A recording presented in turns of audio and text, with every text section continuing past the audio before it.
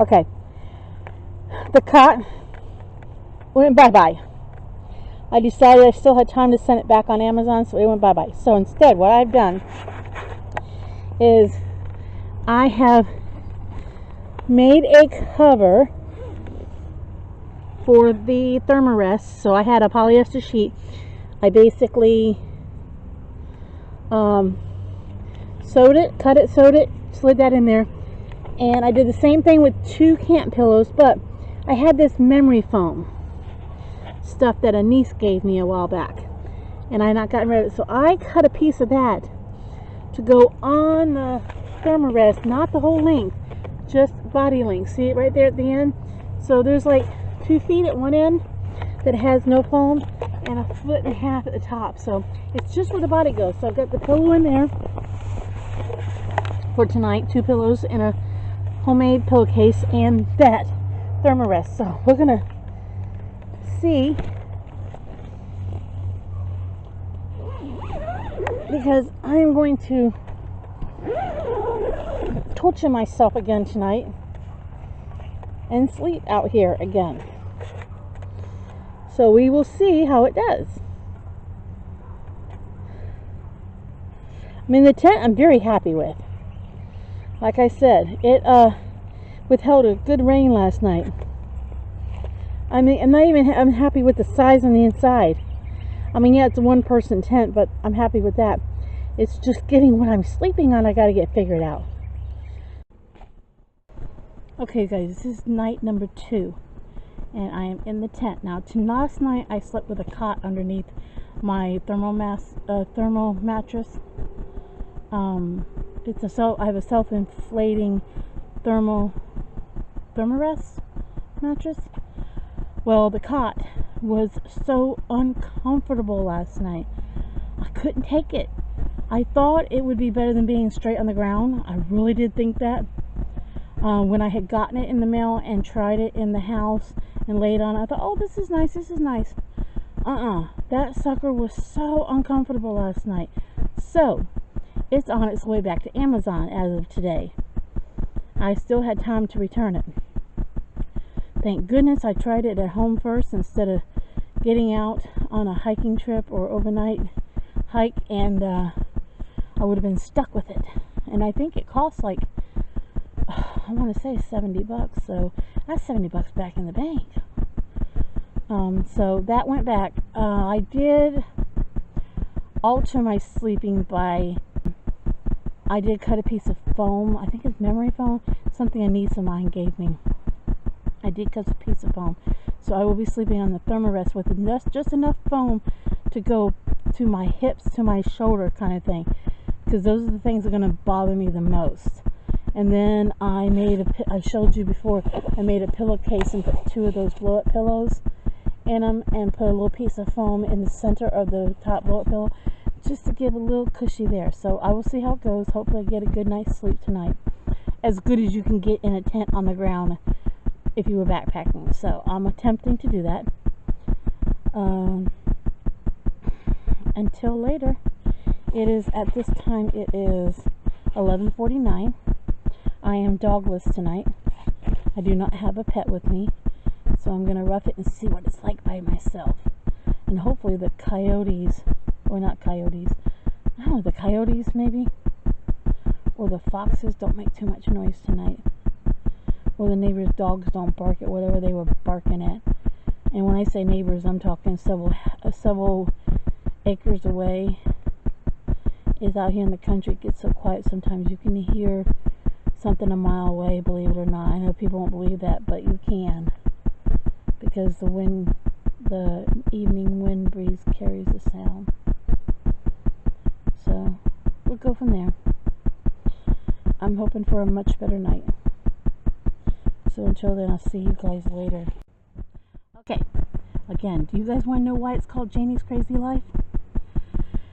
I am out here in the tent. It is 12:25 at night. I am almost asleep. And then I hear voices.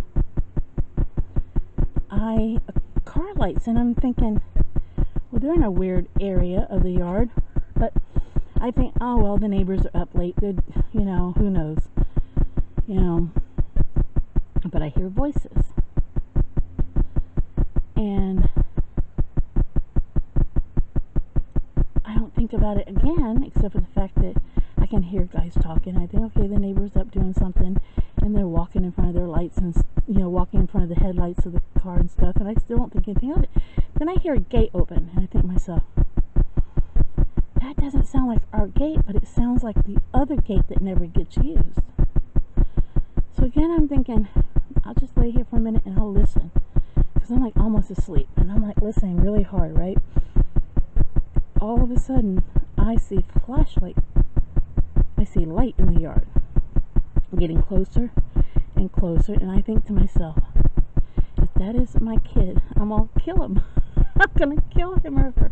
Thinking my son's asleep, my daughter's still up, and she could be messing with me. No, it's not my daughter. It's the sheriff's department. The neighbors. Over a bit are newer. They haven't lived out here very long. 6 months, if that, maybe a little longer. But they are more city folk than they are country folk. So little noises, I guess, scare them a little bit, worry them a little bit. And they don't know the craziness that we do out here.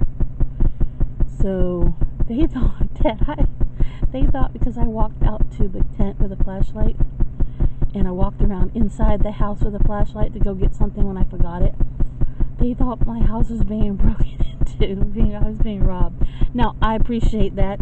I appreciate that they care, and I appreciate they keep an eye out. But only me would the cops come. I explained to the cops that I was testing out my tent, that I was going hopefully on a backpack trip in a couple weeks, and I was doing it overnight, and I was testing out the tent that I tested out last night with a different sleeping, and I was trying a different sleeping thing tonight. So needless to say, I'm awake now. I'm not sleepy at the moment. I was hoping to fall asleep 20-30 minutes ago and sleep the night, but only my life. Only all I can do is laugh about it. I know the neighbors probably feel horrible, but at the same time, I am thankful that they kind of keep an eye.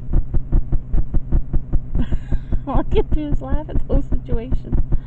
Oh, it's funny. It really is funny when you think about it. But I've not had a flashlight shoved in my face before in the middle of the night in the yard by a cop wanting to know who I was and produce my ID and to prove that I live here. So that was a interesting moment again. Like I said, I never know what's going to happen in the middle of Janie's crazy life. Last week I was cleaning chicken crap out of a truck. Tonight I get ID'd and a flashlight in my face by a cop in my yard because my neighbors think that I'm a burglar breaking into my own house. So I'm sorry, I can't help but laugh. It was interesting. So we will we'll wait and see what happens next. So I'm gonna try to go to sleep. I'm gonna try to lay here and try to go to sleep. I guess I've learned a lesson tonight. If I do something crazy like this again, and I have any possibility, chance of warning my neighbors that I'm gonna do it, I need to let them know that I might do something crazy like this, sleep in the yard. You would have thought, though, that they'd seen the tent for 2 days sitting in the yard, that they would figure, well, they know we don't have any little kids, so it's not like a little kid would be staying in it. But you would have thought the tent, I don't know, maybe in their little, maybe, I don't know. don't know. Alright, until later, y'all. Okay, I gave up. I came in the house. After the sheriff's department showed up, I could not get back to sleep. So, I said, forget it, screw it, I'm going inside. Because prior to the sheriff showing up, I could swear somebody was in the yard. Almost like they were trying to tiptoe quietly towards the tent. First I thought it was a cat or something, or possum. But then I got that feeling, that gut feeling like it wasn't an animal, like it might have been a person. I made a noise to try to scare it off, and whatever it was didn't scurry like an animal would scurry. So until I either talk to neighbors tomorrow or say something to them, I don't know. I'm sure the sheriff's office told them what I was doing, but I'm not going to get a good night's sleep after that. I'm going to lay there and hear every freaking noise that there is. So, I said, my gut said, take your butt inside. Not that I'm afraid, because I've never been afraid living where I live, but my gut said, take your butt inside and go to bed. I'm tired too, because I did not sleep good last night out in the tent, because I slept on that freaking cot, the one that went back today to Amazon. I was hoping to dry out the air mattress with a piece of foam on it, but that's okay.